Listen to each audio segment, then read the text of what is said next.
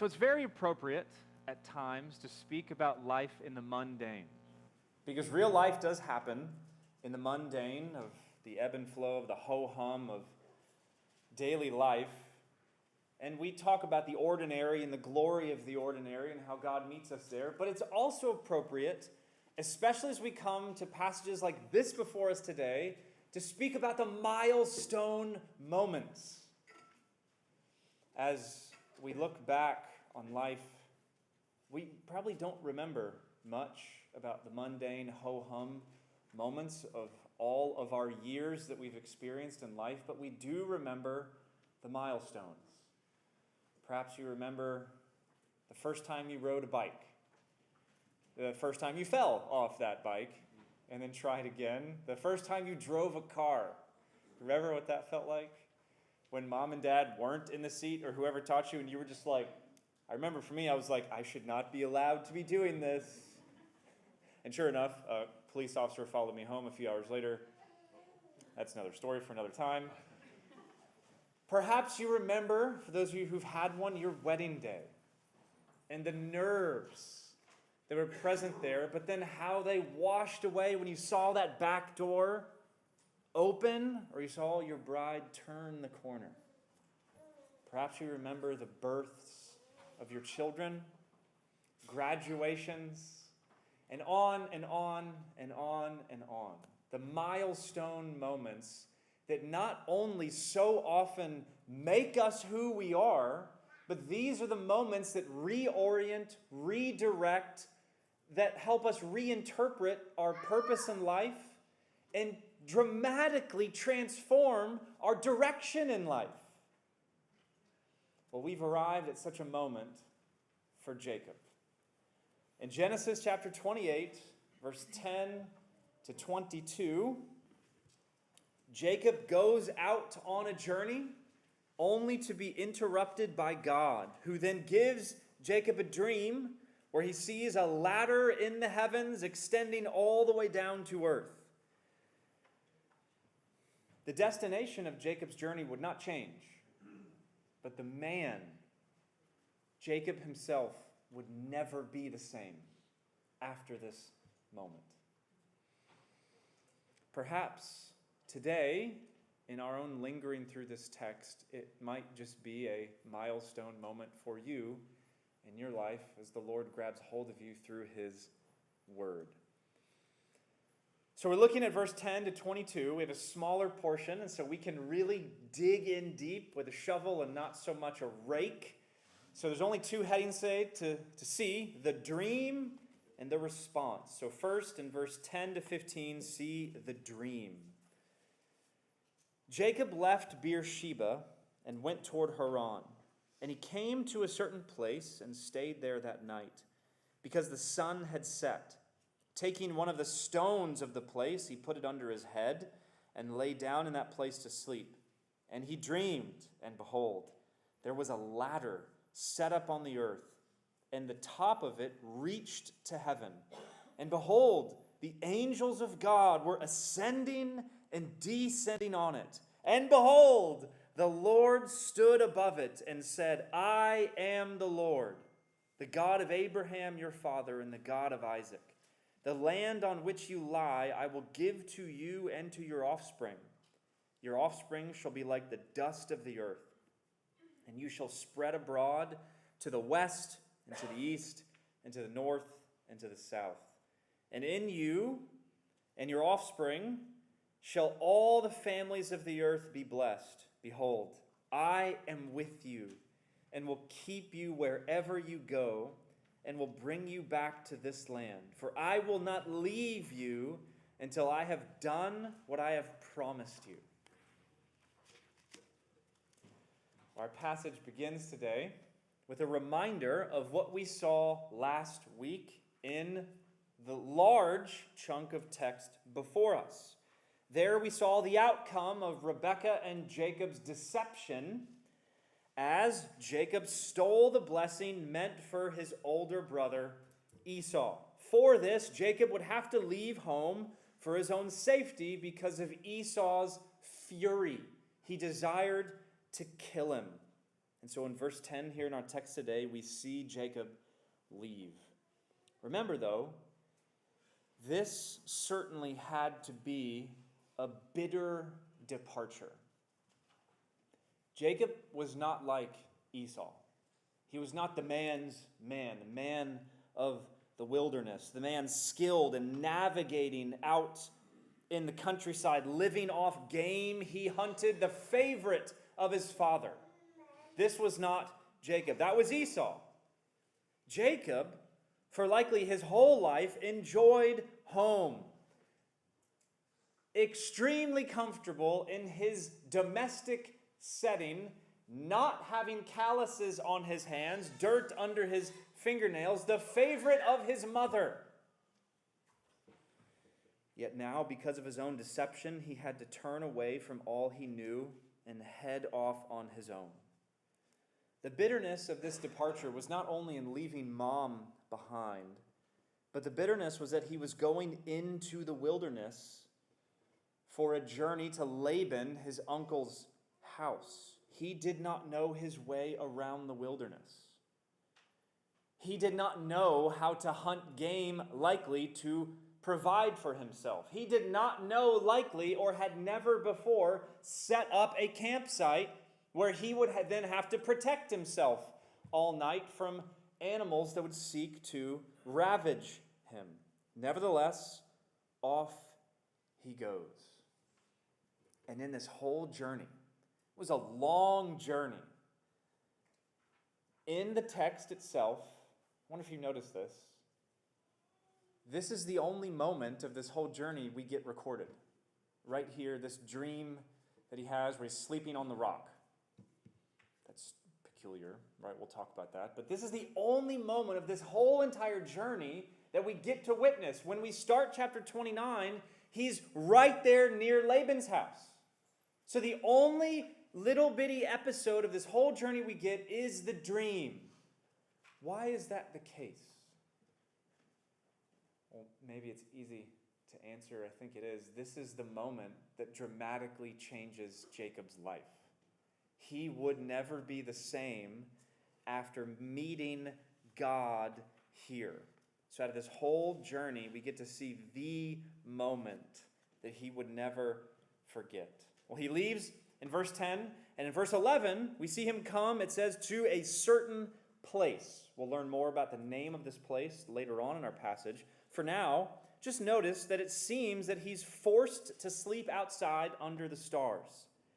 It's as if he just left and went out in a general heading like, where's Laban's house? That way. And so off that way he goes. And he didn't know how to navigate, didn't know how to take care of himself, didn't know how to keep going in the right direction. It just got to the point where the sun's going down. He knows, okay, I need to sleep. And so he just lays down. Rock for a pillow and all. Do you wonder what's going on through his head in this moment? I mean, isn't it the case that when our heads hit the pillow, whatever we're using for a pillow, that our truest, deepest, and sometimes darkest thoughts start playing on repeat? I mean, some people, when they sleep, I've heard their favorite songs, like the Beach Boys' greatest hits, just starts playing, and they just they soothe into sleep. But for most of us, I'd say the album that plays is 50 Greatest Mistakes. After all he's been through, and knowing where he now is, you have to wonder how he's doing. Back home is an angry brother, a grieving mother, a confused father. And he didn't know it yet, but before him lies an uncle that is more deceptive than him.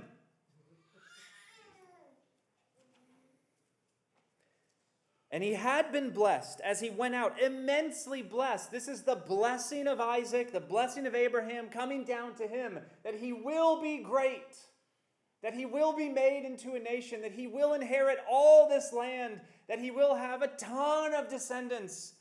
and that by being blessed in this land, he and his descendants will become a blessing to the whole earth. Yet here he is, no wife, no children. Abraham first received this promise as he's coming into the land.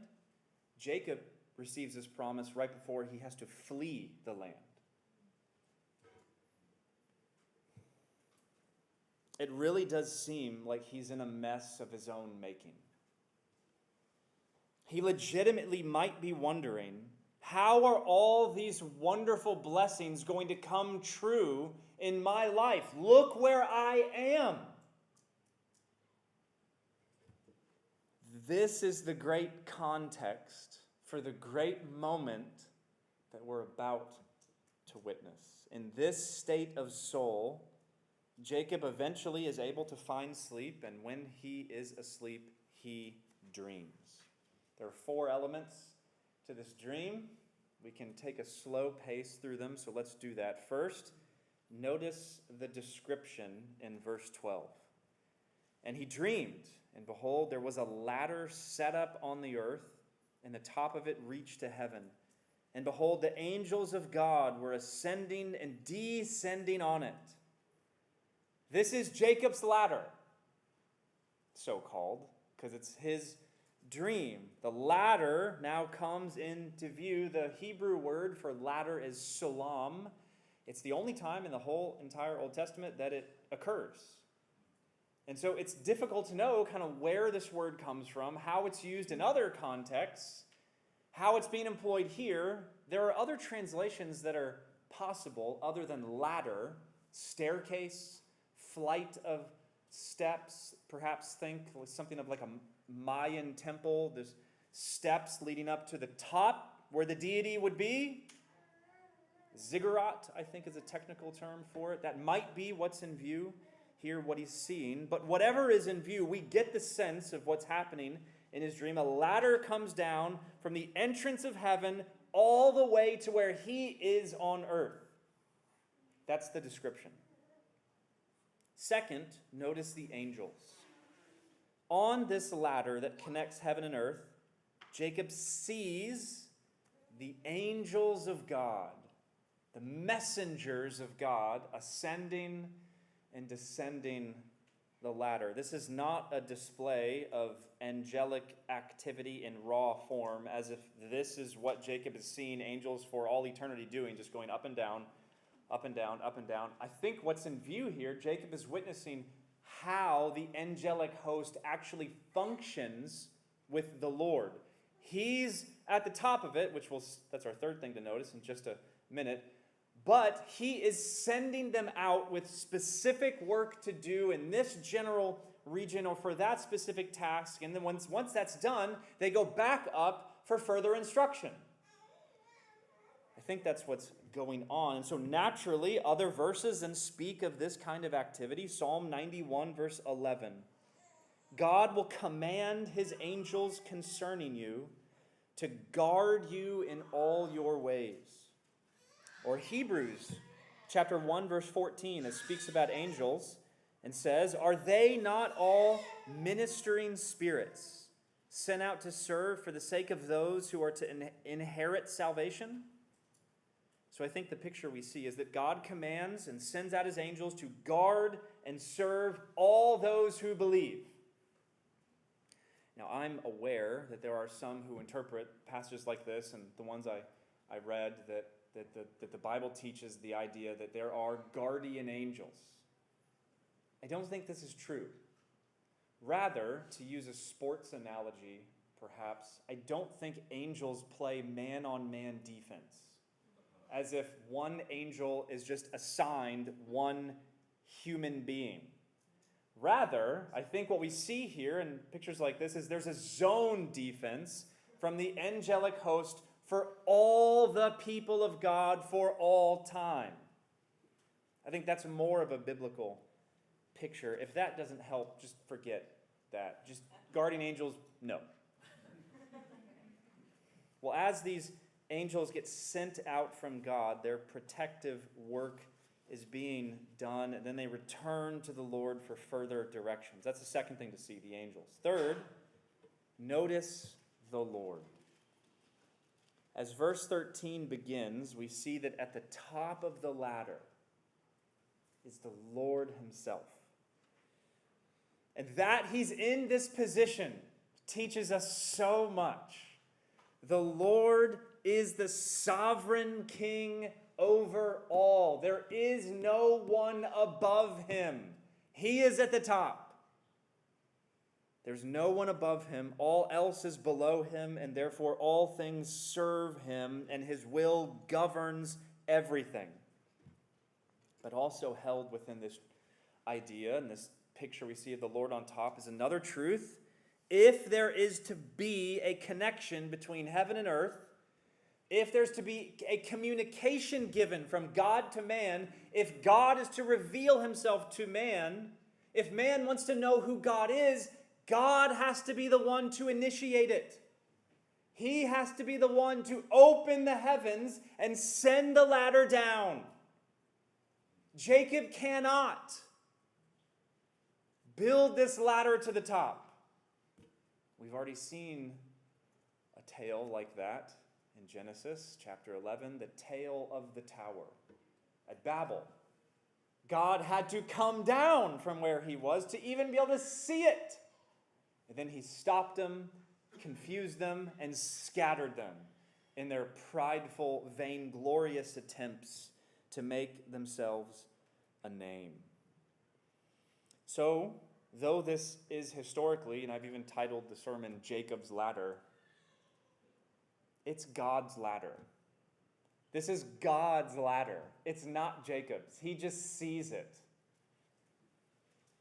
Fourth and lastly, notice the language that is used. It is hard to miss. Like, you have to do gymnastics to get around the covenantal overtones of the language that God uses in verse 13 and 14. There were hints of this in the previous chapter with the stolen blessing, that Abraham's covenant promises passed to Isaac, and then Isaac, in blessing Jacob, gives him some of the promises, but now it is crystal clear and plain for us to see. In verse 13 and 14, as it repeats the blessing of God, the blessing of the promise of the land, the promise of great descendants, that his descendants will fill the earth, that through his descendants all the earth will be blessed, and that he will be a blessing. How encouraging would this have been to him? That despite his current circumstances and having to leave the land due to his own sin, God will see to it that he will not only come back to the land, but he will bless him so much that he will flourish in the land. Then, if it could not get any more encouraging, we hear verse 15, which might need to be on your bathroom mirror or your dashboard, right? Not to cover up important gauges, but to be reminded of what God is for us. Behold, I am with you, and will keep you wherever you go, and will bring you back to this land, for I will not leave you until I have done what I have promised you.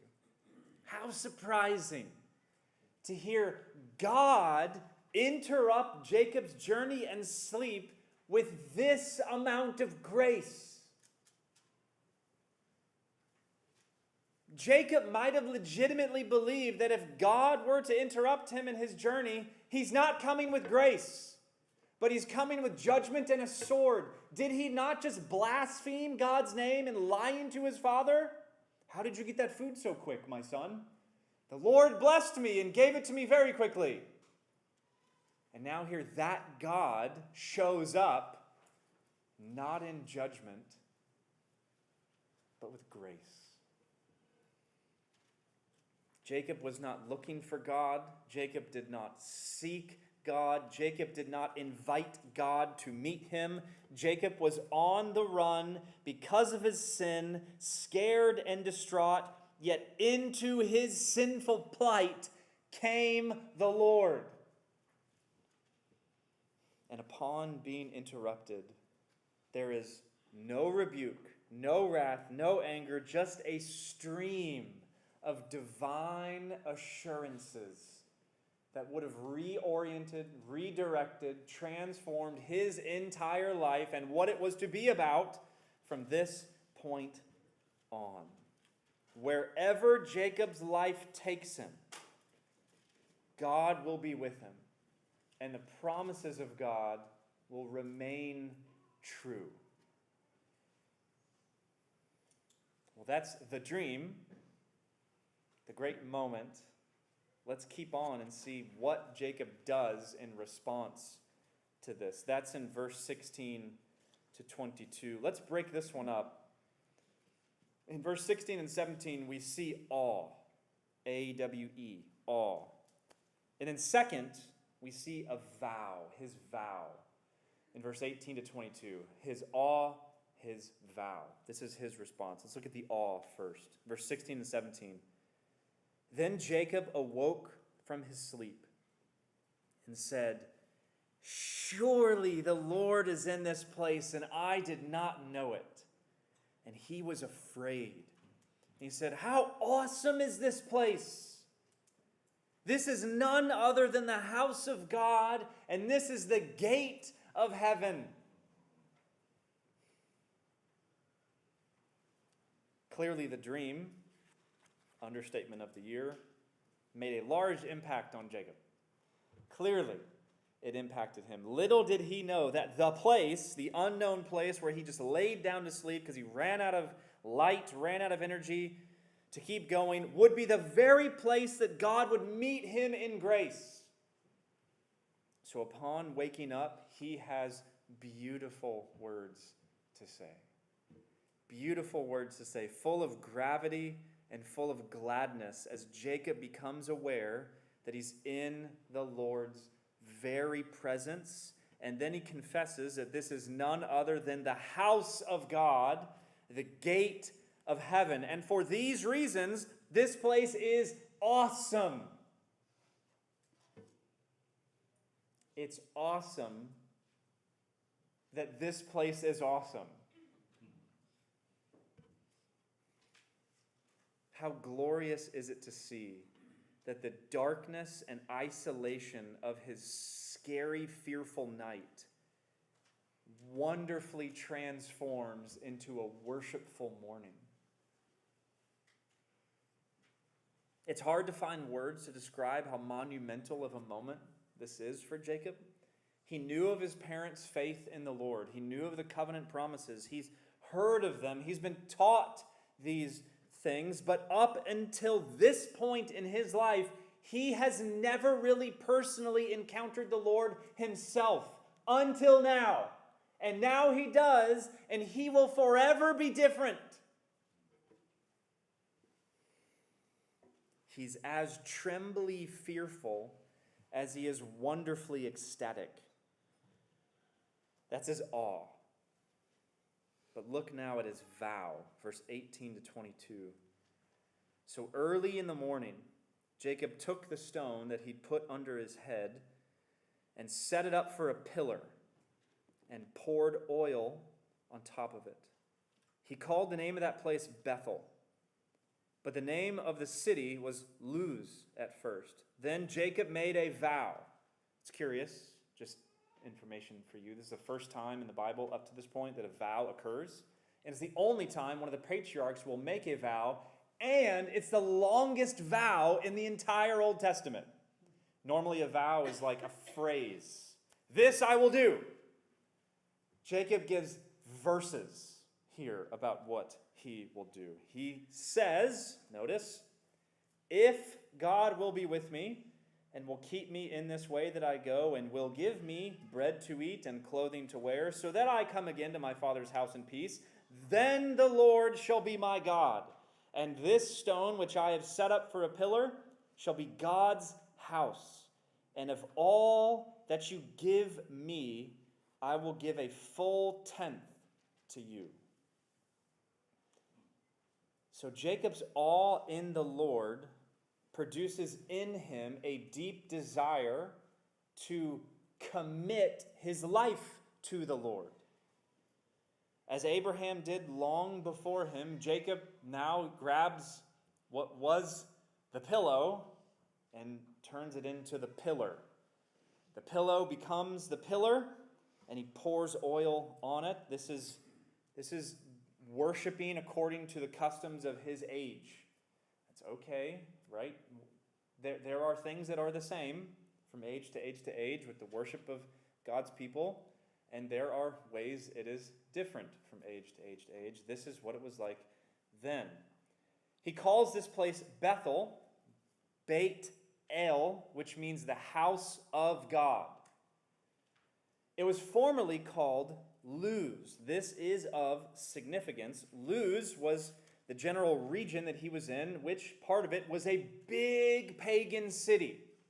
That's clearly not where Jacob is. He's way outside the city. He doesn't know at this point. He just went off in a direction until he lost the light.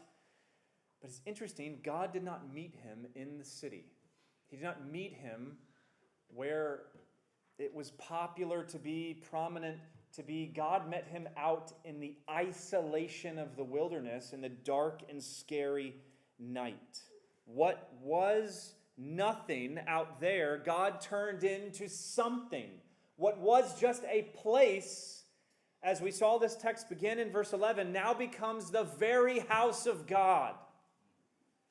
And how like God to take what seems to be nothing and make it something.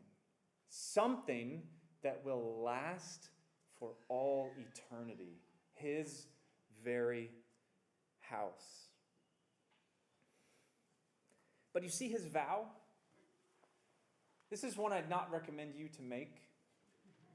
It's a little bit too conditional for our tastes, right?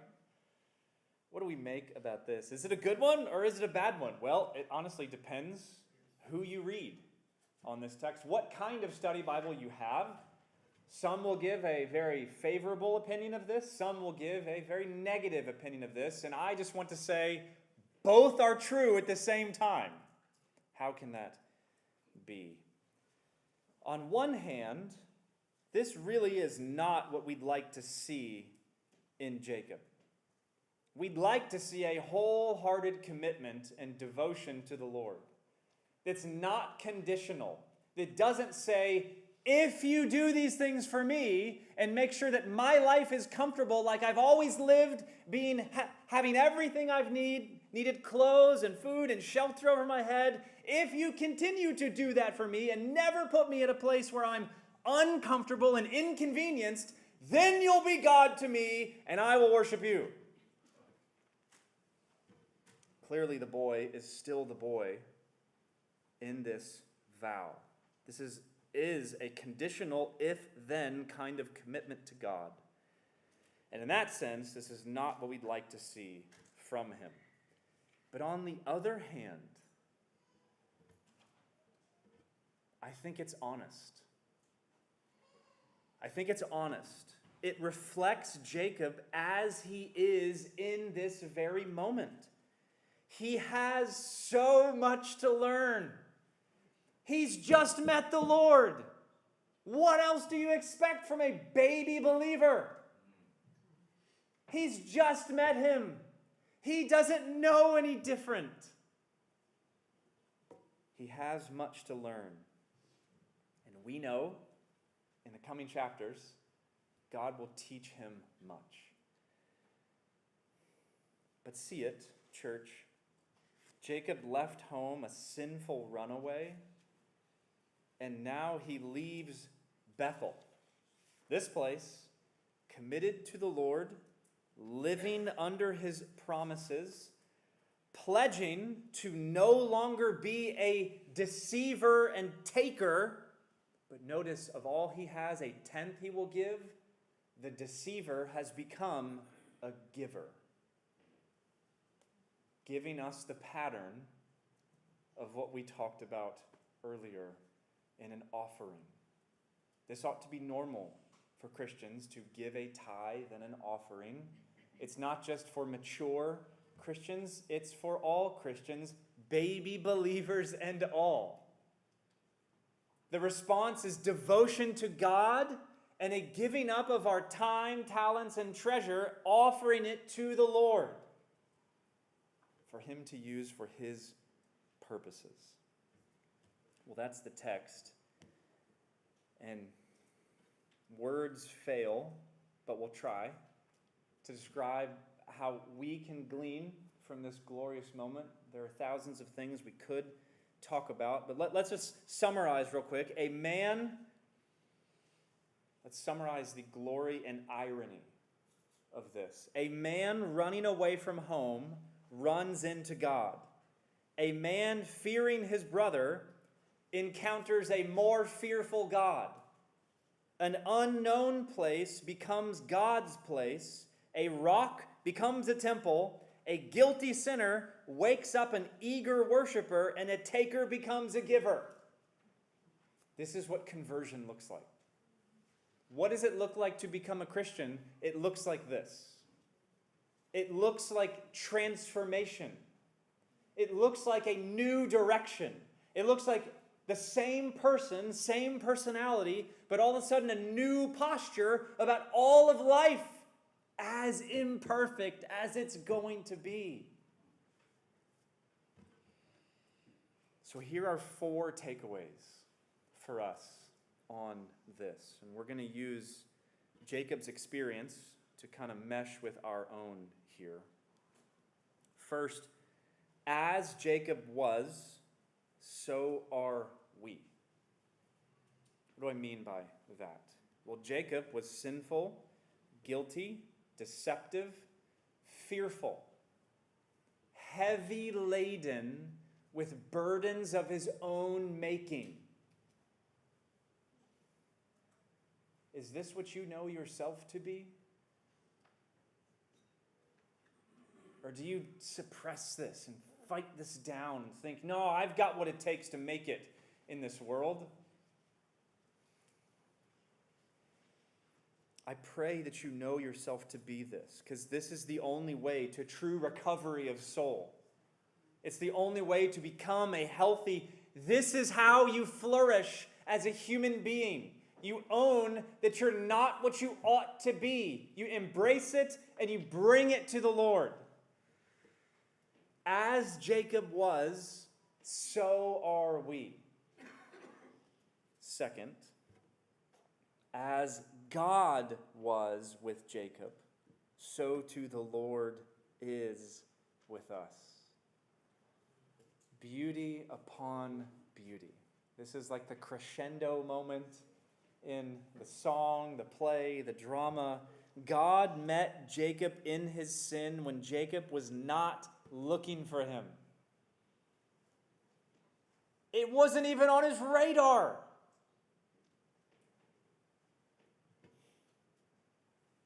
Have any of you heard of the theologian A.W. Pink? He has wonderful initials, I must say. He describes this moment so beautifully when he says this: right down to where the fugitive lay, the ladder came, and right up to God himself, the ladder reached.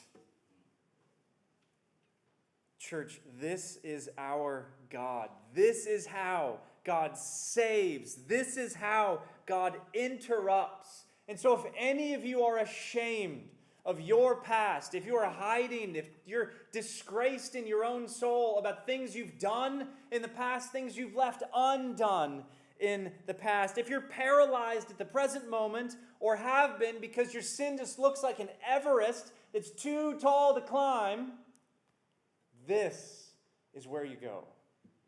Right here. Nothing is too hard for the Lord.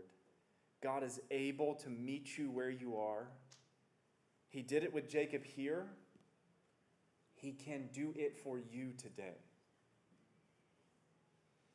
If you turn to him, see it, he will come be with you.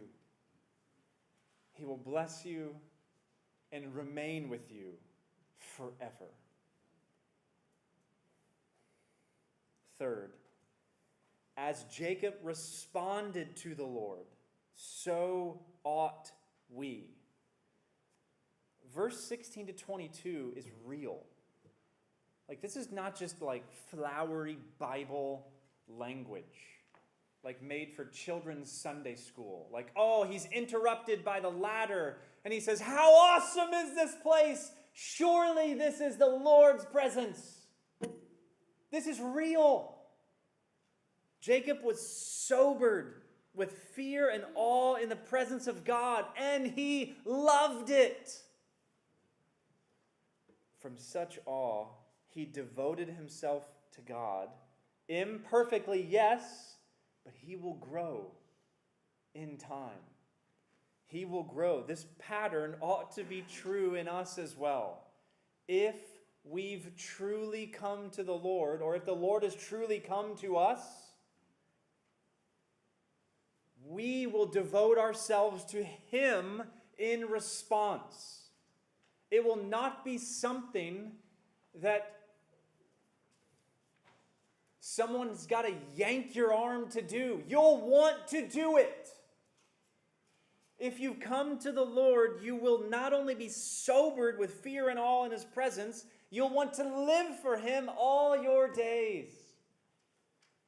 We will pledge ourselves to Him and give all we have to Him, offerings of time, of talent, of treasure. But remember, our faith and our obedience and our devotion and our commitment to the Lord to live for Him will be imperfect. We don't talk about this enough, perhaps, but have you ever realized that that's the only kind of faith that exists, is an imperfect faith? Because the only kind of person that exists is imperfect people. One broke the mold, and He is our hope. All the rest of us have an imperfect faith, but God will grow us in time, will teach us better things, will show us a better way, enlarge our view of Him, deepen our worship of Him, sober us with more gravity, gladden us with more joy and delight in Him. Do not expect mature things from baby believers. I expect them from mature believers. And you ought to as well. In time, God will grow us and do all that is pleasing to Him in us. So as Jacob was, so are we. As God was with Jacob, so too the Lord is with us. And as Jacob responded to the Lord, so ought we respond to the Lord as well. Fourth and finally, as this was the gate of heaven for Jacob, so too is Jesus Christ for us. At the end of, perhaps some of you know it, at the end of the first chapter of John's Gospel, Jesus calls Philip and Nathanael to Himself, and Nathanael has a wonderful childlike moment to see. He's just befuddled wonderfully that Jesus could see him in the tree when he was just way off in the distance. And he responds, Nathanael, saying to Jesus after he realizes what he actually could do, he says, Rabbi, you are the Son of God. You are the King of Israel. You know what Jesus says to him? John 1:51. He says this, Truly, truly, I say to you, you will see heaven opened, and the angels of God ascending and descending on the Son of Man. Do you see what he just said? The fancy word for this is typology. But Jesus reaches back to this moment in Genesis and tells Nathanael, and John, the author of his gospel, really wants us to know, because he recorded it for us. Out of all the things he could have recorded, we got this. He really wants us to know Jesus is the ladder. He's the ladder. What does that mean? It means Jesus is the connection between heaven and earth. It means that Jesus is the way, the truth, the life. It means that Jesus is the only mediator given by God to man, by which we must be saved, the only mediator between God and man to bring them back together. It means that Jesus alone meets us in our sin and remakes us in his image.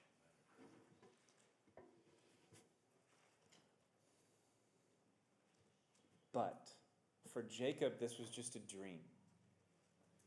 For us, it's reality. Because at the time that God had appointed, God literally came down. And so the ladder is such a fitting image for what Jesus is for us, because he's not only on top of it, being the King of Kings, but he came down also to dwell with us. He's at the top of it, he's at the bottom of it. Everything that we need to come back to God is found in Jesus. People will try to sell you a bill of goods, saying the greatest clue to vibrant vitality and spiritual living is this little thing that I've just discovered. To say anything new about spirituality is really to say you're an old kind of heretic.